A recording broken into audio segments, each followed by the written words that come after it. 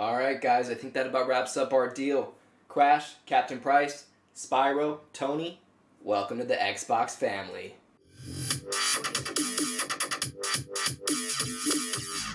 Cheevo, guys! What up guys? This is Cheevo guys, back here again with another video. And in today's video, we're going to be discussing the largest video game acquisition or deal in video game history. Before today, the biggest video game acquisition or deal was actually last week when Rockstar Games purchased Zynga for $12.7 billion. And prior to this Rockstar deal, Microsoft Xbox had purchased Bethesda last year in 2021. They purchased Bethesda for $7.5 billion. Let's put that into perspective. For $7.5 billion, they got Bethesda, all of their studios, as well as their IP, including the Fallout franchise, the Elder Scrolls franchise, as well as the Doom franchise. On top of that, a ton of other really great games that Bethesda makes, including Starfield, a highly anticipated game coming out this year exclusive to Xbox. So we got all of that for $7.5 billion. But today, guys, marks the biggest deal in video game history. I just said the record was about $12 billion, but Microsoft just purchased Activision for $68.7 billion. This is going to take the record from Rockstar Games when they purchased Zynga last week for $12.7 billion, and that's going to break the record with an acquisition coming in at $68.7 billion. So today, January 18th, 2022, marks one of the biggest days in Xbox's history, let alone video games history. As Activision is one of the most prominent publishers out there, they make the most successful game every year in Call of Duty. And on top of Call of Duty, Xbox just acquired a ton of IP from our childhood, including my boy Crash Bandicoot, Spyro, and the Tony Hawk games. And most importantly, guys, they acquired one of my favorite IPs. I know it's a bit stagnant right now, but they acquired Guitar Hero. I would love for Xbox to release a new Guitar Hero. Maybe exclusive, maybe not. Honestly, I don't care about exclusivity. If Xbox can just make the push to release a new Guitar Hero, I think it would be absolutely successful. I mean, you can tell that the world is ready for a new Guitar Hero and Rock Band game, as most of these guitars for the 360 are selling like 80 to 100 bucks just because people want to be able to go back and show their kids Guitar Hero. Because at this point, a lot of the kids that were playing Guitar Hero have kids now, and they want to show Guitar Hero to their kids. So if anybody at Xbox is watching this, my number one request is please make a new Guitar Hero, as I would love to show it to my kids. So, what do we got? We got Call of Duty, we got Tony Hawk, we got Crash Bandicoot, we got Spyro, but we also got Diablo. So, Diablo's now owned by Xbox. We also got World of Warcraft, StarCraft a little stagnant. I'd love to see a new StarCraft game. But let's talk about World of Warcraft for a second, because there were some rumors swirling around the Game Awards show a few weeks ago that World of Warcraft would be coming to consoles. I think the Game Awards backed out from announcing that due to all the controversy with Activision right now, but I have a feeling Xbox finds a huge interest in bringing World of Warcraft to Xbox. I think it would be huge for consoles to finally have that game.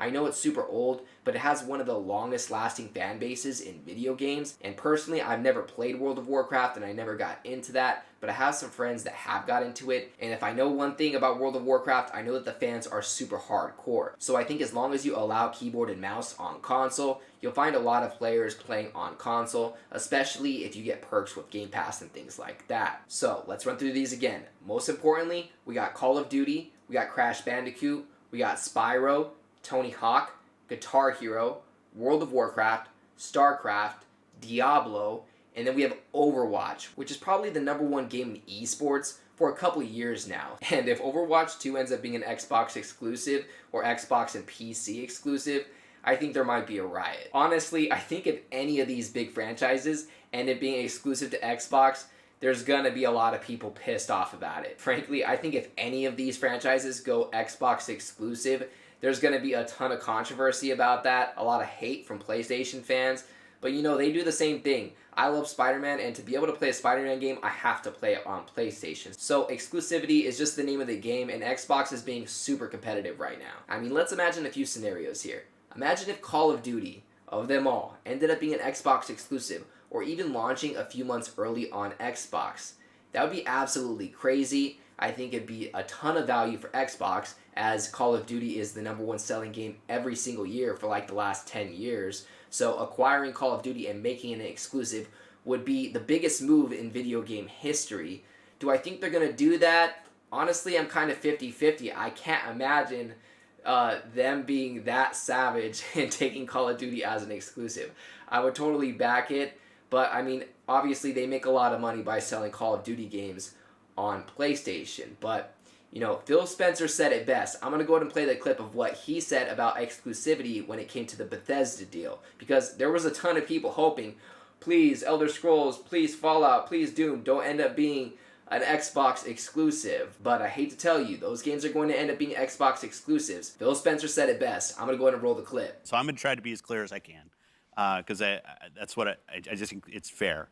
So obviously I can't sit here and say every Bethesda game is exclusive, because we know that's not true. There's contractual obligations that we're going to see through, as we always do in every one of these instances. We have games that exist on other platforms, and we're going to go support those games on the platforms they're on. There's communities of players. We love those communities, and we'll continue to invest in them.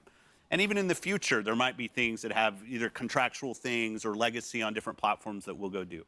But if we're an Xbox customer, the thing I want you to know is this is about delivering great exclusive games for you that ship on platforms where Game Pass exists.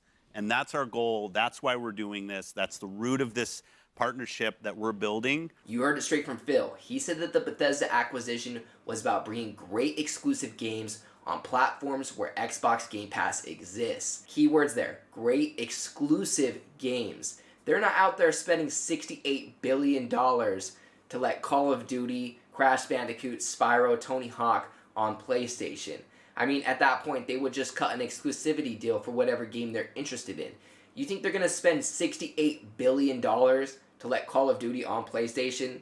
Just like Elder Scrolls 6 is going to end up being an Xbox exclusive, I can imagine these franchises, these homies right here, will end up being part of the exclusive Xbox family. So, in my opinion, after hearing Phil say that, I really don't think that most of these games are going to be on PlayStation and Xbox. I would think that we're probably going to see about 70% of this IP become Xbox exclusive. However, right now, Xbox has really popular IP like Minecraft, and they chose not to make it exclusive. You know, Minecraft is available on nearly every platform out there. So with some of this IP, they may do that. They may do that with Call of Duty. It may be just like Minecraft, you know, it's the #1 selling game out there, and they may see a big decrease in sales if you cut out that whole PlayStation fan base. You know, it's going to increase the Game Pass subscribers, but you're going to lose out on half of the sales that you get from PlayStation. So it's going to have its plus sides and downsides. But personally, I do think, again, about 70% of these IPs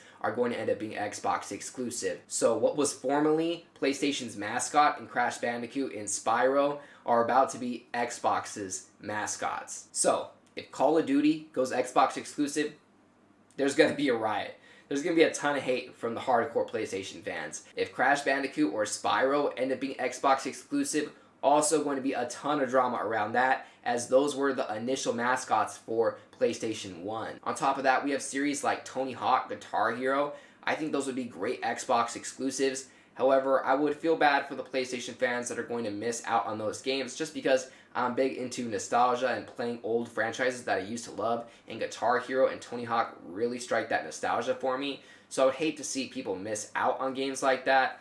But, you know, just buy an Xbox and you'll be able to play all the great games just like all of us. So that's about all I have to say for now in regards to exclusivity with all the new Activision games coming to Xbox. Before I dive any further into this, I want to go ahead and read the blog post by Xbox explaining the acquisition. Alright, the title of the blog says, creators of Call of Duty, Warcraft, Candy Crush, Tony Hawk, Diablo, Overwatch, Spyro, Hearthstone, Guitar Hero, Crash Bandicoot, StarCraft, and more join Team Xbox. As a team, we are on a mission to extend the joy and community of gaming to everyone on the planet.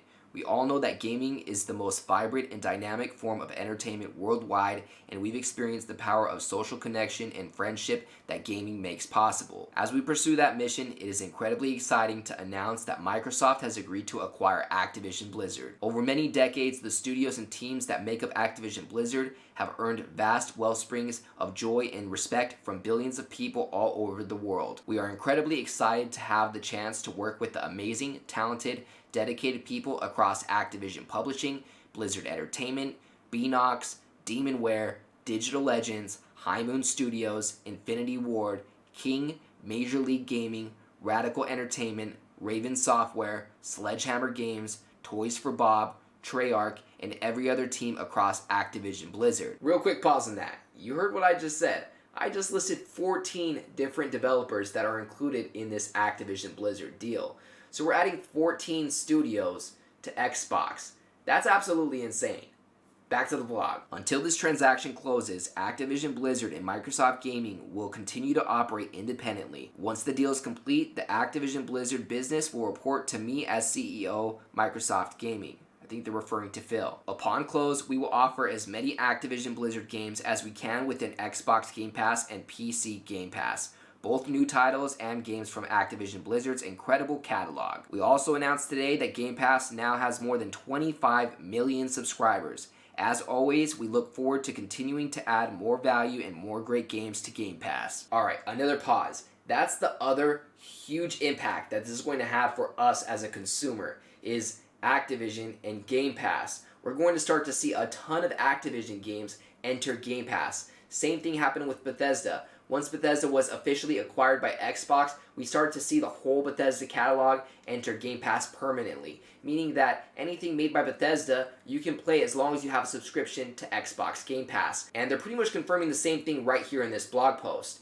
You can expect Activision games to join Game Pass. So, are we ever going to have to purchase a Call of Duty game again? I'm not too sure, but if you love Call of Duty, I obviously recommend supporting them. But, you may never have to buy a Call of Duty game is the reality of this, because it may end up being included with Xbox Game Pass day one. And on top of all of the new Activision games potentially coming to Game Pass, think about the catalog of games that they've had just in the last year. We have Tony Hawk Pro Skater 1 and 2, Crash 4, Diablo 2 Resurrected. There's a lot of really good Activision games that aren't on Game Pass, so I would expect a ton of really awesome games to be coming to Game Pass. Hopefully we can get the whole Call of Duty series on Game Pass. That'd be really cool, because honestly there's a few of them I don't have, and I'd love to be able to own all of them or have them all via Game Pass, so I can maybe dive in and go through them or something like that. So that's just crazy. Xbox Game Pass could end up having every single Call of Duty game. 2022 is definitely starting off with a bang. Let's get back to the blog. The Fnatic franchises across Activision Blizzard will also accelerate our plans for cloud gaming, allowing more people in more places around the world to participate in the Xbox community using phones, tablets, laptops, and other devices you already own. Activision Blizzard games are enjoyed on a variety of platforms, and we plan to continue to support those communities moving forward. As a company, Microsoft is committed to our journey for inclusion in every aspect of gaming among both employees and players. We deeply value individual studio cultures. We also believe that creative success and autonomy go hand in hand with treating every person with dignity and respect. We hold all teams and all leaders to this commitment. We're looking forward to extending our culture of proactive inclusion to the great teams across Activision Blizzard. Around the world, there is no more exciting venue for fun and connection than video games, and there's never been a better time to play than right now. As we extend the joy and community of our gaming to everyone, we look forward to welcoming all of our friends at Activision Blizzard to Microsoft Gaming. So, a couple key points of that blog post. First and foremost, we can expect a lot of these games to go to Game Pass, both their previous catalog and new games. Second, they really didn't mention anything about exclusivity, but if we reference an old Bethesda interview, the one I clipped earlier, more than likely we're going to see a lot of these games become exclusive Xbox games. Aside from that, they did finally announce the number for Game Pass subscribers. They announced that they reached 25 million Game Pass subscribers, so shout out and congrats to Xbox for reaching that milestone. That's a really big number, and it's only going to get more subscribers, especially if Call of Duties end up being exclusive to Xbox and Xbox Game Pass. I can imagine this is also going to really help our efforts in the PC side of things, so we may end up seeing, Call of Duty on PC or Xbox Game Pass PC, or we may end up seeing Activision PC games on console, like potentially World of Warcraft on Xbox. Also, as I mentioned earlier, they do own games like Candy Crush, so I think owning King and, IP like Candy Crush is going to help their mobile efforts. Hopefully we can get a version of Candy Crush that has Xbox achievements. I would enjoy that. I've never played Candy Crush, but if it has achievements, I would. That's exactly why I got this shirt on. got achievements. If it doesn't have achievements, I'm not really interested. Aside from that, they kind of addressed all the controversy going on with Activision, as there's a lot of, drama related to that. I don't even want to dive into all of the drama and accusations that Activision Blizzard has right now. But I think getting acquired by a company like Microsoft, which is known for having a great culture, can really help rebuild and revitalize a company like Activision. I'm not too sure how long Bobby Kotick's going to stay in the building. I can imagine they're going to end up buying him out once this deal is all sealed and everybody's paid. He'll probably just take a check and they'll probably just put somebody in his place. But other than that, guys, that's going to cover about everything that you guys need to know, at least for now, in regards to this Activision Xbox deal. Again, the biggest deal in video game history. Absolutely crazy. Let me know what you guys think about the Activision deal down in the comments below. Aside from that, let me know if you guys enjoy videos like this covering, the latest Xbox news, things like that. You'll see videos like this on the channel here and there. But again, it's mostly going to be achievement guides. If you enjoy achievement hunting or anything like that, make sure you guys subscribe, click the notification bell. Other than that, as always, I appreciate you guys tuning in. If you enjoyed this video, please leave a comment and don't forget to like and subscribe. Other than that, as always, I'd like to give a huge thank you to all of my Patreon subscribers. We just hit 16 patrons. I'd like to give a special shout out to everybody in the biggest fan club, including Tim G84, AOJ, Kegger101, Kana25, Michael Banksa, and Cursed Souls. As always, I appreciate you guys tuning in. If you enjoyed this video, please leave a comment and don't forget to like and subscribe.